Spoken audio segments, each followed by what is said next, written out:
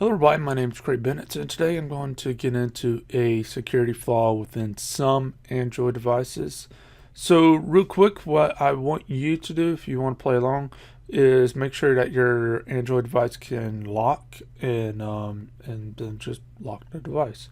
So from there, once you lock the device, if you have the ability to open up the camera application, phone application, or some other application through the lock screen without putting in the password, then please do so. I'm be using the camera application because it's most common in many type of devices.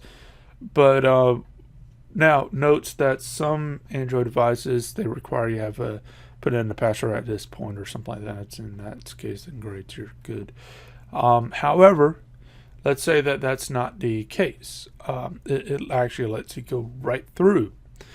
So now what you should do is press the home button, the button on the very bottom that takes you to home. Well, you probably are seeing the home screen now. Or better yet, if that doesn't work or whatever it may be, press the if you got the gallery picture thing from past pictures and whatever, press that or take a picture and that way it comes up if that will work. Go to the gallery through that and then press the home button and see if that works. See, the thing is basically that's security theater. That's something you got to keep in mind because if there's an actual legitimate reason why a lot of people are locking their devices. And the fact of the matter is it's a security theater.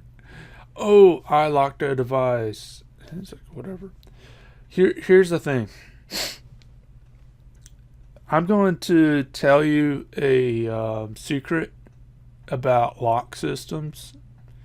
All lock systems are not meant to keep people out. All lock systems aren't. They are meant to make it so time, resources, or cost prohibitive to break in. So like encryption and whatever, I get into this in past my videos, and it says it can be decrypted, but some of it takes 10,000 years. Do you have 10,000 years? No. So it's too resource intensive.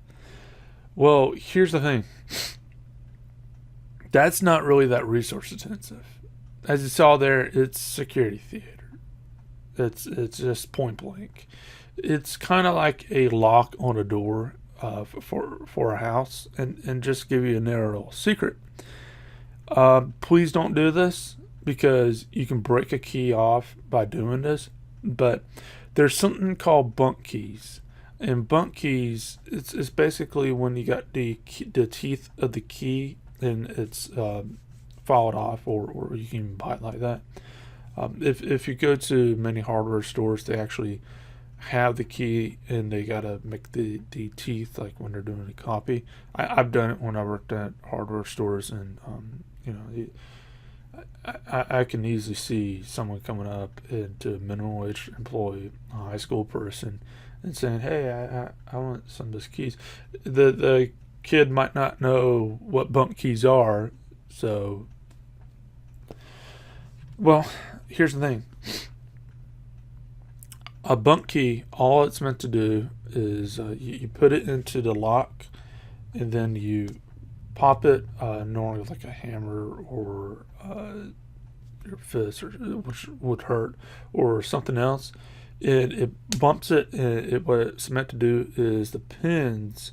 It will push it into the right position and get them stuck up there, so you can unlock the door and do whatever.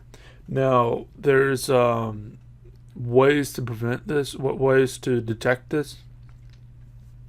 So a gels and stuff like this, they have this type of technology where if it all of a sudden pop like that, it triggers a sensor that says, "Hey, someone's using a bunk key," and that causes problems into itself because that means that your you need other features to break in. The fact of the matter is that doesn't work in those scenarios, and those are real secure scenarios. However, at your house, you're not going to have those sensors. The fact is if someone actually knew what they're doing, they can actually take the normal house key, because every house has bolt locks like this, and basically you use a bunk key and it pushes this things up and you're in. Now, that's not resource intensive. That takes, like, this person makes a bunk key off site and you make a dozen off of, a couple bucks, and just that's it. It takes a second or two once you actually do it. And there's even things out there, if you're going into lock picking, or at least have an interest in lock picking, there's even things out there that will train you on this. It's meant for people who go in the profession to unlock something, like, say for example, if you lock something and you lost a key, the key got broke or whatever it may be, you can call someone out. It's a little bit expensive, and they can reconfigure the lock for you, or go ahead and unlock it for you so you can do whatever. Well, there's training things with that you can get in hand, and you can actually test bunk keys on them and stuff like that, and see it in action. It's actually pretty neat. So with that, it's one and the same. It's just security theater. It's the reason why I would say you need to have extra stuff. Like with a house, you need to have extra stuff. The fact of the matter is the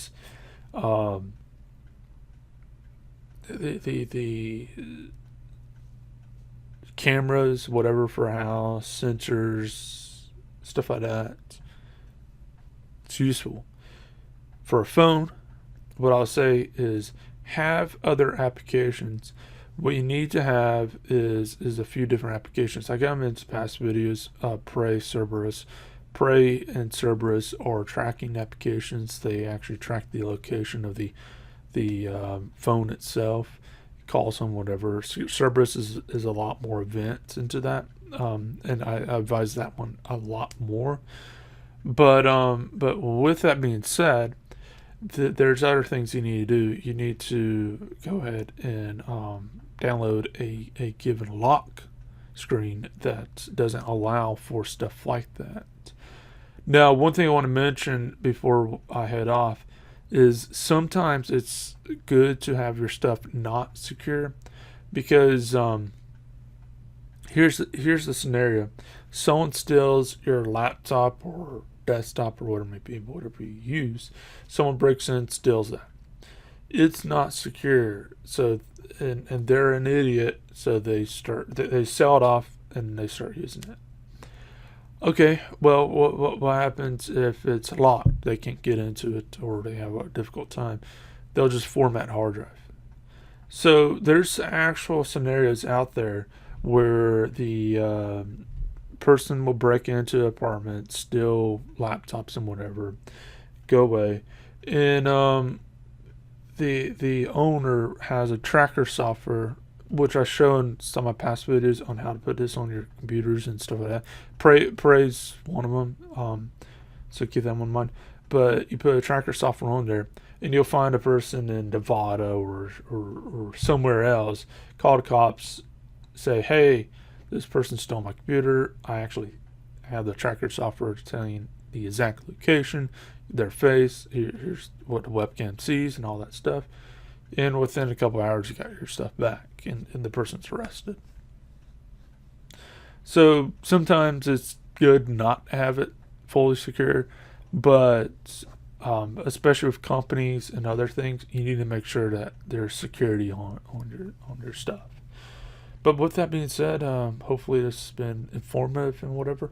But leave a like, subscribe, share, and I'll see you next video. Hope you have a great day.